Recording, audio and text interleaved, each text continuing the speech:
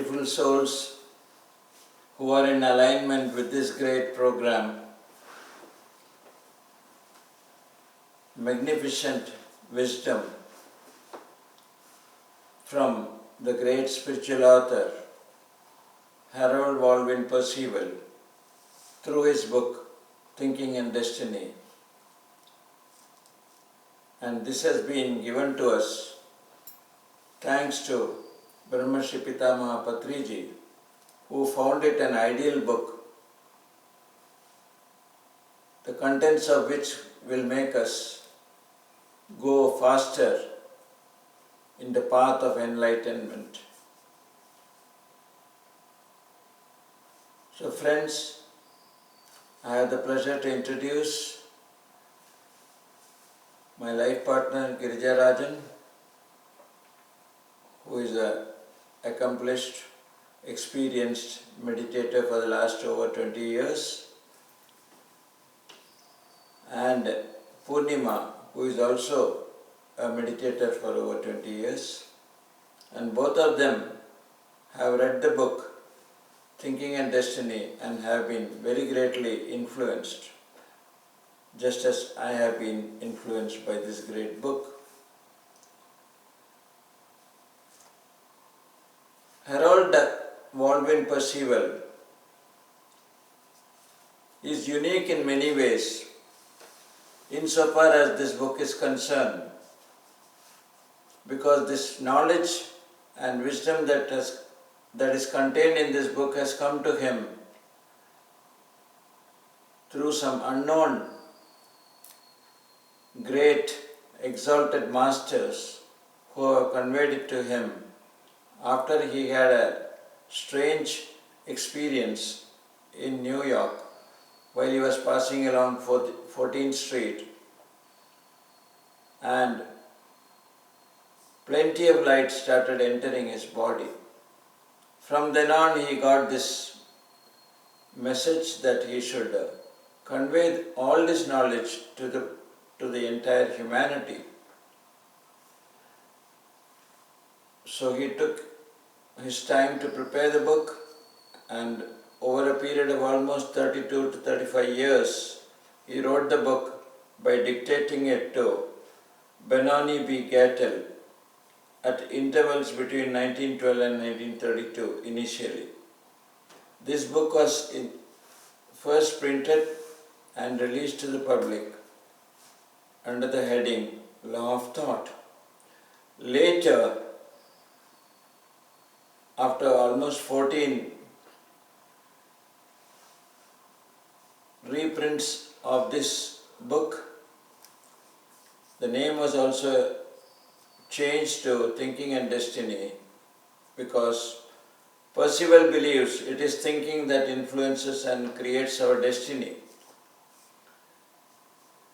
He is very humble while not taking credit for all the knowledge that has been given, and he says it's not his own knowledge, it has been only passed on to him. So he has only been a conduit for this whole exercise. There's one other matter which I would like to read to show how much he identifies with this universe. I am reading the quotation right now.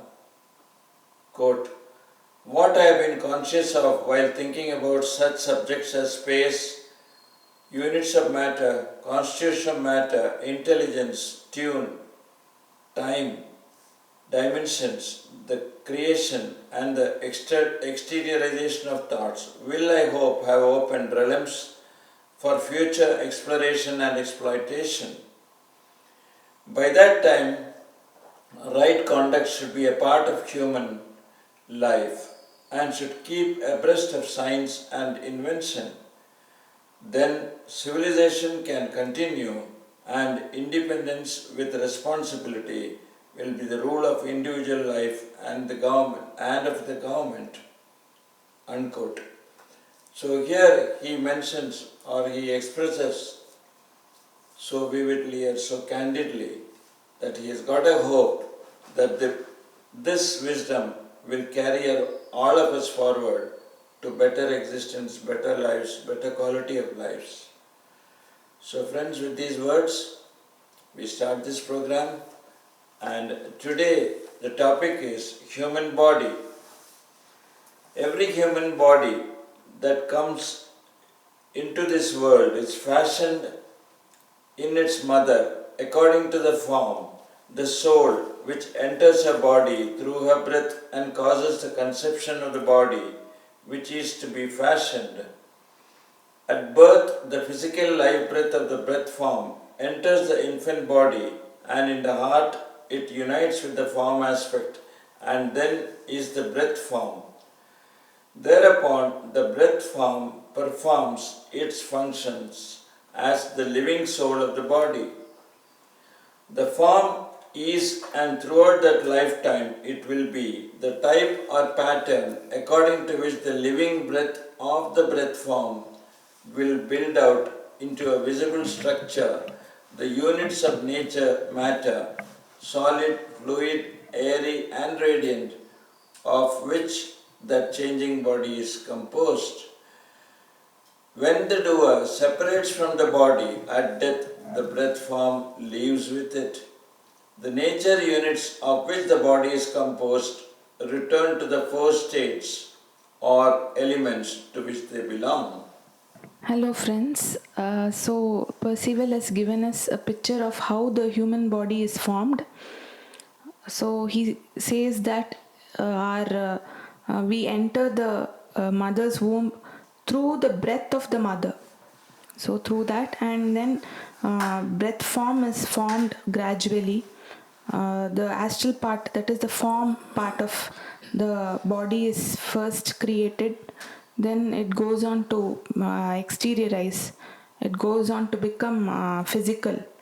So that is what happens, and all the four states are also developing when the body is developing inside the mother's womb. These also have already developed, and finally here the materialization happens. So that is how it is formed, and he says after death the breath form doesn't stay in the physical realm, goes on with the doer. That is what he says. Yeah, it's beautiful because certain things normally we do not know that so very minutely. That is what Percival is coming out with. That is at birth, the infant that is born gets its life breath. That is the through breathing. It gets its own breathing. Until that time, it was breathing along with its mother, and now at birth it breathes by itself. And through that, the everything is sent inside, and the heart is connected. The breath form is connected. So everything gets connection through that breath, through the breath that it breathes. Then the soul is connected. Then the body starts growing according to the already planned and designed form. So the form, everything has been planned earlier to the birth itself, and then the every cell starts growing, multiplying, and we know the food intake is divided to form all the body parts. So by and by we see the child growing. So it's already programmed. Otherwise, it cannot equally divide the food that is needed to build up the whole body. So all these things happen, but we don't even think or consider that some great energy is there behind it which forces all these things to happen. We think it is normally if you give food, the baby grows. It's not like that. The energy has to be there, which is hidden to our physical eyes. So that is the actual part, is the energy part that plays a very great role in building the body and building the character, building the identity. Everything is dependent on the energy that is there. So he has beautifully put it. So it is mother has to be in a normal and calm posture, or always there should be calmness in the mind. For that, every pregnant lady has to meditate throughout, so that the child gets a fantastic energy in the womb itself, and at birth also the child will be able to grow spiritually very high. So the mother, the responsibility is there in the mother. So we have to consider this. That's why in PSSM there is a special program for pregnant ladies. So they have to meditate, and how they should have thoughts in their minds, and how they should talk, how they should behave themselves. All these things have got an effect on the baby. So food, that intake, everything is being dealt with. So it is very much very well explained by Percival that the mother is the root cause for the baby to be growing very well, the body to grow very well. The mother is the primary source of energy. So that we should understand. But other qualities, of course, they develop from other past lives and the individuality of that soul, of that person. The form aspect of the breath form, that is, the soul, accompanying the doer portion that had been in the body, passes through the various after-death states, and according to the doer's destiny, it will in due time be again the form which will be the cause of the conception and the form for the building up of another human body, another nature machine in which the re-existing doer will resume its work in the world and live out that portion of its destiny which it had made by its thinking. From these statements it will be seen that the vague and indeterminate, equivocal and bewildering term soul alludes to that very important elemental entity, the breath form, a nature unit which is conscious as its function in the most advanced degree in nature. The doer is feeling and desire in the body. Feeling, though generally believed to be a fifth sense as touch, is not a sense and it is not of nature. Feeling is the passive side or aspect of the doer. Desire is the active side. Feeling and desire in the body are not two or separate. They blend into each other and are always functioning together, an inseparable twain. The opposites in the doer, one dominates the other and had determined the sex of the body. So this is a very important paragraph which we need to understand. So Percival here says that the breath form after death goes with the doer, and then it passes all the after death states, and then goes on to become another new breath form in a new body. So that is what, according to the thinking, the previous thinking of the earth life and the thinking of after death determines what kind of a body or what kind of an earth life will that particular soul will have. So here he also says that soul is a very vague word. It is not very clear to people. So here he says that breath form is the soul, which is very clear. Like after he mentioned its breath form, it is clear even to me. So I think it's clear to all the viewers too. The breath form, that is the form part of the breath, is the soul. So that that brings in a new destiny according to the thinking, and takes birth in a new body and goes on to finish all its the exteriorization which it had planned to experience. So that is what he says, and this is so very important. So you can read this particular paragraph and get to know more about it, and watch this this explanation, this episode clearly, so as to understand the whole paragraph further on. Yeah, very well explained by Purnima. It is the breath form that we call as soul. That is what he says. Percival says that it is nothing but the soul, because soul is vaguely used, they do not know the real meaning, so it is the breath form. So at the time of death, yes, everything is imprinted there for the next lifetime. Life on earth is already determined at the time of death. So death of a person denotes, or it gets that much knowledge to have another life or not. That is also decided, and everything is imprinted in the breath form. So that the body is separated, the doer is separated, and the breath form goes away, and then again the when it is in the psychic field, it is again brought back, and again new breath form comes inside the infant, and then the whole thing is again enacted. So in a better manner. So every lifetime we become better and better, and until we reach the ultimate stage when we need not have another birth, we go on like that. This is how cyclically all these things happen. So the desire and the feeling part, feeling always is thought of as a sensory organ, but that is the touch, the feeling of touch. But it is not like that. The skin is not an organ for giving us sense, but it is not of nature also. Feeling belongs to the doer, and feeling and desire, they go together. That's what he says. So if one dominates the other, then in that domination, the sex of the child to be born will be determined only at the time.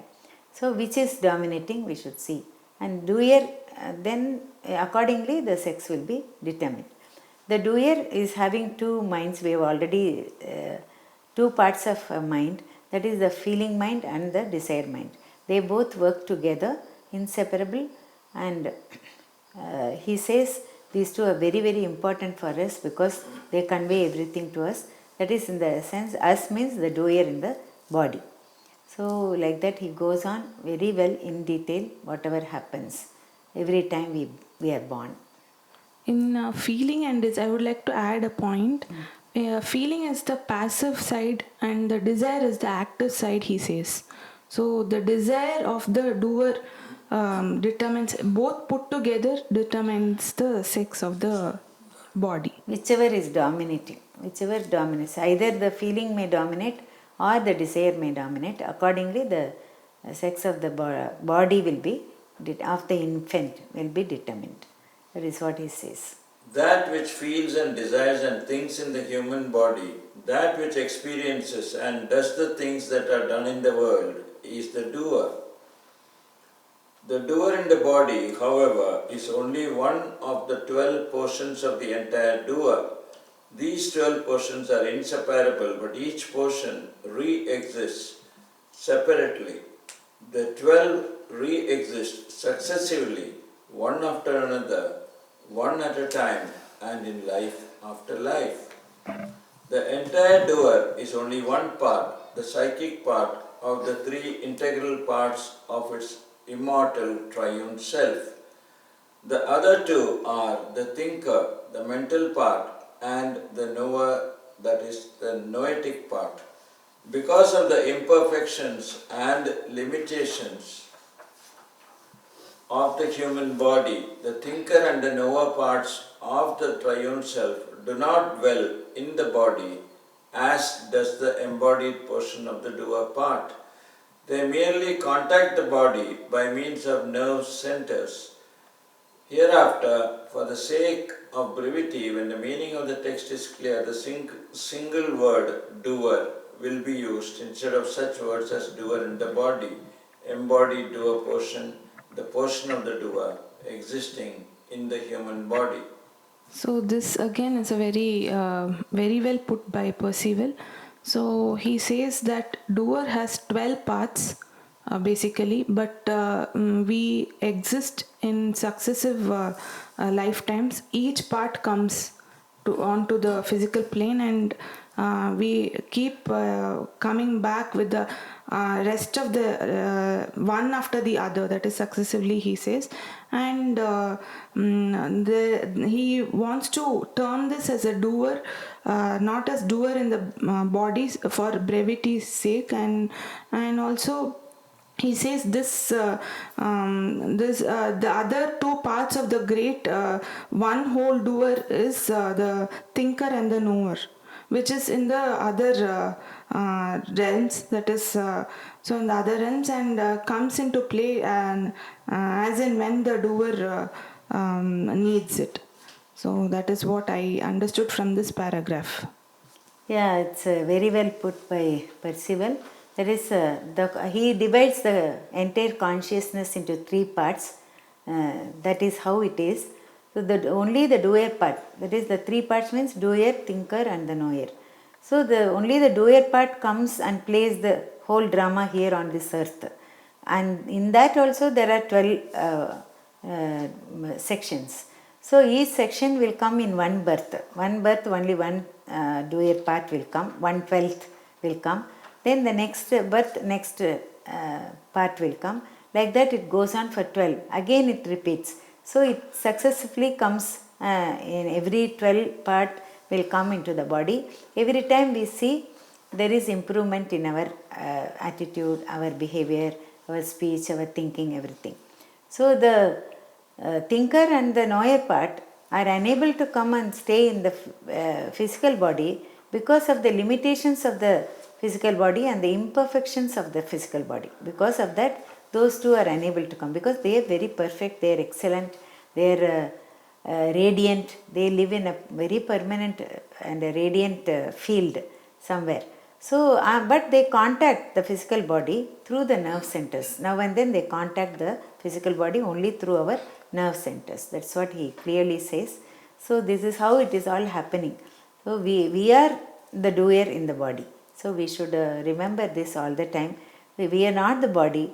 The body is only an instrument through which we act, we perform our duties, we live in this whole earth life only through the doer. Only it is the doer is the brain behind, or the that is the motor behind, which activates this whole machinery of body, physical body, and we live here. The human body is on the lowest degree of the physical plane of all the worlds and spheres. The units of the matter of the world of birth and death are kept circulating through or in contact with human bodies. It is well to examine the universe as a whole and in all its parts.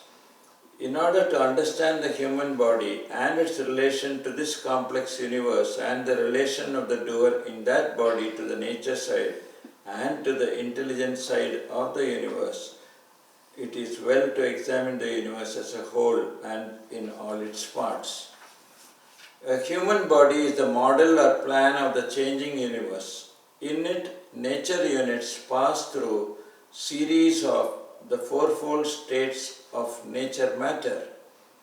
Thus, four physical masses of units constitute the human body: the visible, the solid body, and three inner invisible unformed masses or potential bodies, namely the fluid solid, the airy solid, and the radiant solid, which are at present beyond scientific investigation.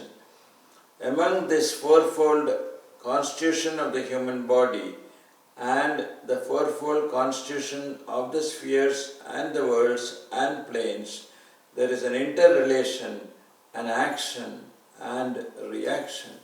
Again, he has put it so very technically here. How our human body is, here. So he's given the other parts, like how it is formed or it has come into existence. So basically, first he goes on to say that this body replicates the universe outside. So it's if we look into our own body, we will find a great universe inside. See, if we think of how every cell of our body works how our eyes work. If you take every organ, it is so very wonderful to study about it, and there is a great universe inside. So he says we can see the connection between the whole universe and our body. So it's so similar. That is what he says. And there are four parts of this. He says in the technical part, he says there is solid, fluid solid, airy solid, and the radiant solid parts, which makes the body complete. So how that works in the other planes, and how it it has come into existence, is what he wants to tell us here. Yeah, it is all beautifully put. That is the how the physical body is being formed, and without the doer, without any activity, without life in the body is the lowest gross matter that is existing here. That's all. So in all the worlds, everything else is much superior. That's what it says. The physical body as such is of no value. But with the doer in the body, it activates everything. It goes through all the four elemental states. That is, elements are there. There is a solid, and fluid solid, airy solid, and the radiant. That is, these four states of elements. So these are the basic ingredients with which the physical body is being formed. So it goes through all these. The experiences are passing through all these forms. Sometimes it is a solid, sometimes the airy solid. Like that, it goes on. The experiences are felt or experienced by the doer through these elements. So when it goes through, so all the other four worlds are connected to this. Four elemental worlds are connected to this physical body, and we experience all that. So that experience is very important. The energy which activates, enlivens the physical body, that is more important than the physical body itself. That's what we have to know. And even if the physical body goes away, that is, it perishes, even then the doer is always there. It is one of the trinities, that is the triune self. So it's very powerful, very exceedingly energetic, and that part always is present, and it goes away from the physical matter again to form another physical matter, and to again enliven that matter. So it goes on like that in cyclic way, so that the doer part, that is we get lot of wisdom or knowledge first of all, and then our wisdom is developed through all the experiences that we undergo in this lifetime. So that is what he says. It's very important to know all this, because otherwise we will never know. We'll give more importance to the physical body. Physical body is the gross material form that is available here as the lowest. That's what he says in all the universes put together. So the universe, of course, when the doer comes in the body, the entire universe is replicated there in the body. That is what he says. The human body is built in four sections or cavities: the head, the thorax, the abdomen, and the pelvis. These relate to the four planes of the physical world, to the four worlds of the sphere of earth, and the four great spheres of the elements of fire, air, water, and earth. Each of the four senses is passive and active. To illustrate, in seeing, when the eye is turned toward an object, the sense of sight passively receives an impression. By the active light or fire, this impression is aligned so that it is seen. A human body is the meeting ground of the nature side and the intelligent side of the changing universe, and in the body there is a continuous interaction between the two. So again here it is so beautifully put. So he's divided this body. It is actually even doctors, they divide this body into four parts. That is the head, the thorax, the abdomen, and the pelvis. So all these put together, it is related to the other four parts of the form side, that is the subtle side, and also the elements, that is the five elements, he says. Four elements. So all these are connected, how it is connected and all he says. And for it is, this physical body is a meeting ground of the nature side and the intelligence side, is what he says. This is a very important point, I feel. So because when we have the nature side and the intelligence side, we can do the best in this body, is what I feel. Yes, very rightly put by Purnima. That is, yeah, we have to know all these things for the technical aspect of the physical body, how the four elements are, they constitute to form the body, and we are constantly in touch with the four spheres they represent. That is the fire, water, earth, and air. So all the four elements, we are connected with those spheres. Those spheres are there, like the earth sphere is there on which we live in. So like that, the four spheres are there, and we are constantly we are in touch with that. So through this, we pass through so many experiences out of this, and it is the nature elements. They also come here to help and to activate the physical body, and as well as the great intelligence. So the doer takes both from the elements and the intelligence, and then it enacts it makes the body to enact or do its part. So we come here to do our part perfectly. So it is up to us, the doer, to have the best of experiences so that he can learn from them and then improve himself. That is what is the real purpose, the basic purpose of the life of every human being on this earth. The plan relating to the earth sphere is given here. The senses of the body are elemental beings, nature units. They are personalized parts of the four elements of invisible nature. The senses are developed and drawn and bound into the human body and bear the seal of the doer that inhabits it. The senses do not feel, neither does nature feel, but through the senses, the doer in the human feels and desires. The matter which composes the human body is impressed directly by the thinking and the thoughts of the doer in the human body. All the matter in the human world has passed, does pass, and will again and again pass through human bodies in streams of units, cyclically by circulation. So here again Percival says that our senses are the ones which give us the experience of the physical world. So many other things he has put very technically, and this is simply wonderful knowledge which we are getting.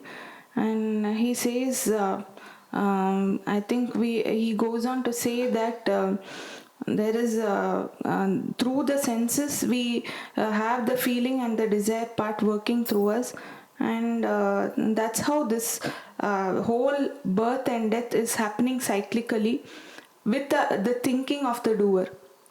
So thinking gets impressed in the breath form, and that takes a material